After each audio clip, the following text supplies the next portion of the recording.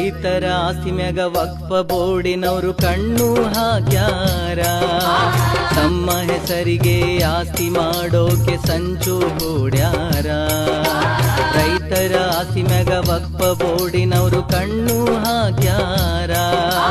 ತಮ್ಮ ಹೆಸರಿಗೆ ಆಸ್ತಿ ಮಾಡೋಕೆ ಸಂಚು ಹೂಡ್ಯಾರ. ಹೀಗೆ ಬಿಟ್ಟರ ನಮ್ಮ ಆಸ್ತಿಯೆಲ್ಲ ಕಸಿದುಕೊಳ್ತಾರ.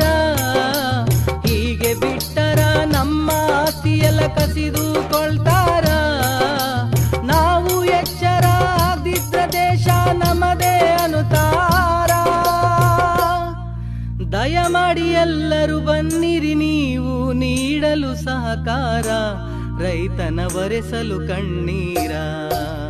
ರೈತರ ಕಷ್ಟದ ಕಥೆಯನ್ನು ನಾವು ಹೇಳುವೆ ಕೇಳ್ರ.